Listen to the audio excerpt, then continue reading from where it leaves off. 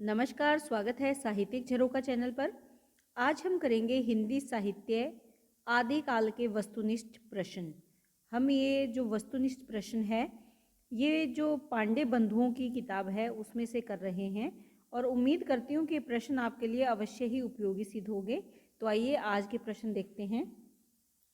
आचार्य रामचंद्र शुक्ल ने अपने इतिहास में आदिकालीन रचनाओं को दो वर्गों में विभाजित किया है। एक तो है अपभ्रंश और दूसरा है देश भाषा। यानी एक तो वो रचनाएं हैं जो अपभ्रंश में लिखी गई और दूसरी वो रचनाएं हैं जो आम बोलचाल की या देश भाषा में लिखी गई। इन्होंने 12 रचनाओं को हिंदी साहित्य में या आदिकालीन साहित्य में स्थान दिया है और इन्हीं रचनाओं की विशेषताओं के आधार पर इन्होंने आदि काल को वीरगाथा काल भी कहा है। ये बात भी आप ध्यान में रखें। देखिए, इन्होंने जो अपभ्रंश की रचनाएं मानी है वो इन्होंने 4 मानी है। एक तो है विजयपाल रासो, हमीर रासो, कीर्तिलता और कीर्ति पताका। ये 4 रचनाएं अपभ्रंश की है। जो इन्होंने 12 रचनाएं मानी है उसमें से 4 अपभ्रंश की रचनाएं हैं।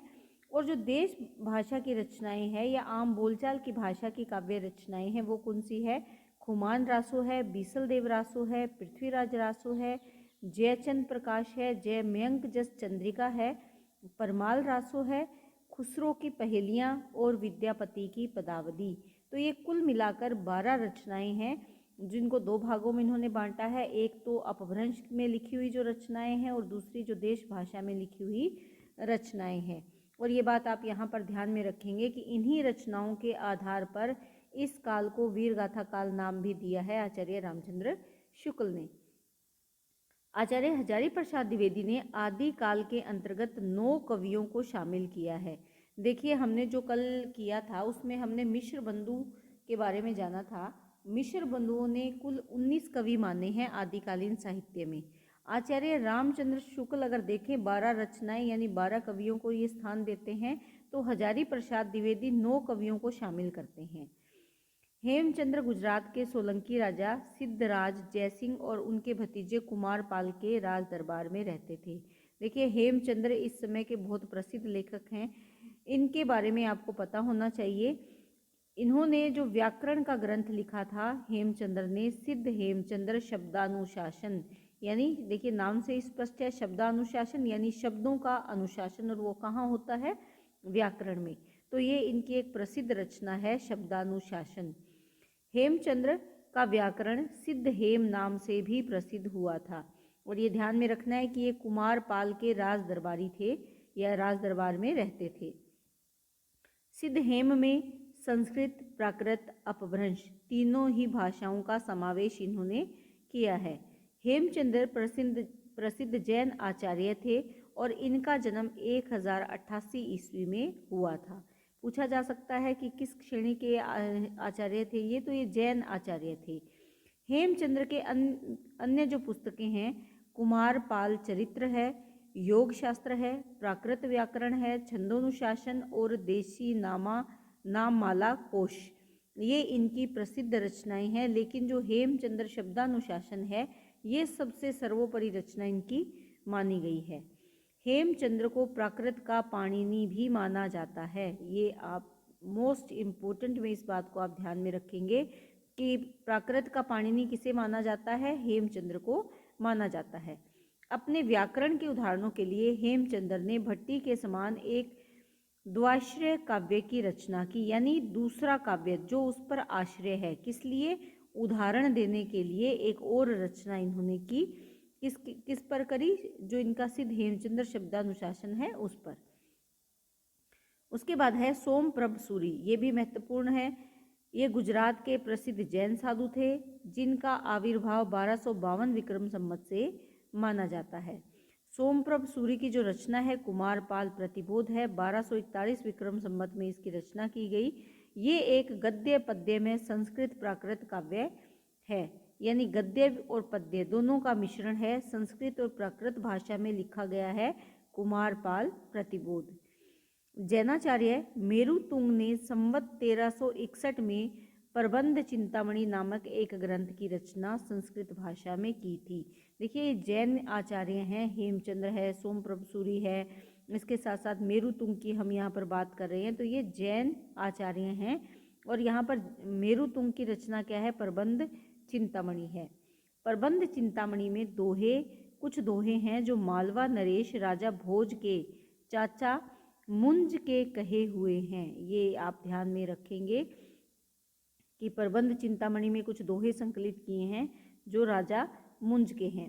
प्रबंध चिंतामणि में दोहा विद्या में विवाद करने वाले दो चारणों की कथा आई है, इसीलिए अपभ्रंश काव्य को दोहा विद्या भी कहा जाने लगा।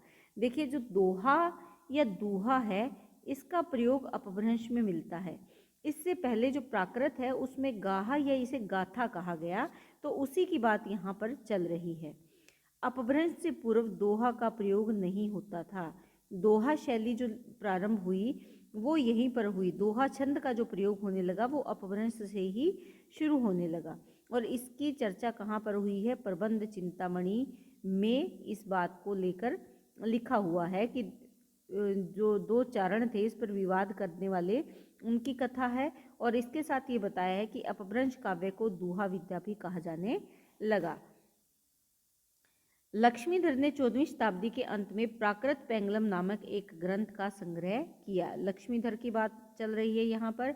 इन्होंने 14वीं शताब्दी में 14वीं शताब्दी का जो अंतिम समय है उसमें लक्ष्मीधर की जो रचना है वो कौन सी है? प्राकृत पेंगलम है। प्राकृत पेंगलम में विद्याधर, शार्ंगधर, जज्जल, बब्बर आदि कवियों की रचनाओं का इन्होंने संकलन किया है। यानी जो प्राकृत पेंगलम रचना है इसमें कई कवियों की रचनाओं का संकलन है। उसमें विद्याधर है, शार्ंगधर है, जज्जल है और बब्बर है। प्राकृत पेंगलम में प्राकृत और अपभ्रंश छंदों की विवेचना की गई है। जिन छंदों का प्रयोग प्राकृत में हो रहा था और अपभ्रंश में हो रहा था, दोनों के छंदों की विवेचना किस में की गई है? प्राकृत पेंगलम में की गई है। प्राकृत पेंगलम को प्राकृत पिंगल सूत्र भी कहा जाता है। प्राकृत पिंगल सूत्र का दूसरा नाम क्या है? प्राकृत पेंगलम। या प्राकृत पेंगलम का अन्य नाम क्या है? प्राकृत पिंगल सूत्र। प्राकृत पेंगलम की टीका वंशीधर नामक किसी विद्वान ने लिखा है। टीका का मतलब होता है कि पहले वाला जो मूल ग्रंथ है उसी को आधार बनाकर एक अन्य ग्रंथ की रचना करना, और वो किसने की है? वंशीधर ने की है। शार्ंगधर एक अच्छे कवि और सूत्रकार थे। शार्ंगधर ने शार्ंगधर पद्धति के नाम से एक सुभाषित संग्रह बनाया। देखिए, सुभाषित संग्रह क्या होता है? जिसमें जो अपनी बुद्धि का इस्तेमाल करके सुंदर बातें लिखना या सुंदर विचारों को संकलित करना। तो शार्ंगधर ने शार्ंगधर पद्धति के नाम से एक सुभाषित यानी जो अच्छा लगने वाला, सुंदर लगने वाला, अपनी बुद्धि का प्रयोग करते हुए एक ऐसे ग्रंथ की इन्होंने रचना की है। शार्ंगधर पद्धति में बहुत से शाबर मंत्र और भाषा चित्र काव्य भी दिया गया है। अब शाबर मंत्र क्या होता है? देखिए, शाबर मंत्र होता है किसी कार्य को सिद्धि के लिए किसी विशेष मंत्र का प्रयोग करना। अलग अलग कार्यों के लिए, जैसे वशीकरण मंत्र है या अन्य मंत्र है, ये शाबर मंत्र है जो किसी विशेष कार्य के लिए विशेष मंत्र का प्रयोग इसमें किया जाता है। आचार्य शुक्ल ने प्राकृत पेंगलम के कुछ छंद के आधार पर हमीर रासो ग्रंथ के अस्तित्व की कल्पना की, जिसके रचनाकार भी शार्ंगधर को ही माना गया। यानी जो हमीर रासो है ये किसने लिखी? शार्ंगधर ने लिखी। और ये किसने माना है? आचार्य शुक्ल ने ऐसा माना है। जबकि जो राहुल सांकृतायन है वो जज्जल नामक कवि को इसके रचयिता मानते हैं। किसके? हमीर रासो के। हजारी प्रसाद द्विवेदी का कथन है कि हमीर शब्द अमीर का विकृत रूप है। यानी अमीर को ही हमीर कहा जाने लगा, जो किसी पात्र का न होकर एक विशेषण के रूप में प्रयोग हुआ है। यानी किसी व्यक्ति की एक विशेषता है, ये कोई पात्र का नाम नहीं है, बल्कि उस व्यक्ति की विशेषता है कि वो अमीर है। शिव सिंह सेंगर के अनुसार चंद की औलाद में शार्ंगधर कवि हुए हैं। यानी जो चंद्रबरदाई है इसी की वंश परंपरा में शार्ंगधर कवि हुए थे, जिन्होंने हमीर गोरा और हमीर काव्य भाषा में बनाया था। इसके साथ शार्ंगधर कृत शार्ंगधर पद्धति संस्कृत भाषा में लिखा गया एक पद्य कोश भी है, किंतु बीच बीच में इसमें देश भाषा के वाक्य भी आते हैं। यानी मुख्य भाषा यहाँ पर क्या है? संस्कृत है, लेकिन देसी भाषा या आम बोलचाल के शब्दों का भी इसमें प्रयोग हुआ है। श्रीमल देव राजा की प्रशंसा में षडांगर पद्धति में श्री कंठ पंडित का संग्रहित यह श्लोक है। ये श्लोक यहाँ पर दिया हुआ है, ये किसका लिखा हुआ है? ये श्री कंठ पंडित का लिखा हुआ है। और किस लिए लिखा हुआ है? षडांगर पद्धति यानी तरीका वही है जो षडांगर ने अपनाया था। और इसमें किसकी चर्चा है? श्रीमल देव राजा की। देखिए इसकी जो अंतिम पंक्तियां हैं, श्रीमल देवम विभुम, तो ये बताती है कि ये श्रीमल देव राजा के लिए लिखा हुआ है, श्रीकंठ पंडित का। ये आप ध्यान में रखेंगे। इसके बाद देखें तो डॉक्टर बच्चन सिंह ने अनुमान व्यक्त किया है कि षडांगर कुंडलिया छंद के प्रथम प्रयोक्ता है। देखिए कुंडलिया छंद को सबसे पहले प्रयोग किसने किया?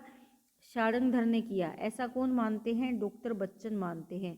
कुंडलिया छंद में क्या होता है? दोहा और रोला दोनों का जोड़, दोहा और रोला को जोड़कर क्या बनता है? कुंडलिया छंद बनता है। तो ये तरीका सबसे पहले किसने अपनाया? ये सबसे पहले तरीका षडांगर ने अपनाया। और ये किसका अनुमान है? ये डॉक्टर बच्चन सिंह का अनुमान है, ऐसा वो मानते हैं। तो ये आज के हमारे प्रश्न थे। उम्मीद करती हूँ कि प्रश्न आपके लिए उपयोगी सिद्ध होंगे और आप बहुत अच्छे से अपनी तैयारी कर पा रहे हैं, ऐसी मेरी कामना है। इसी के साथ बहुत बहुत धन्यवाद।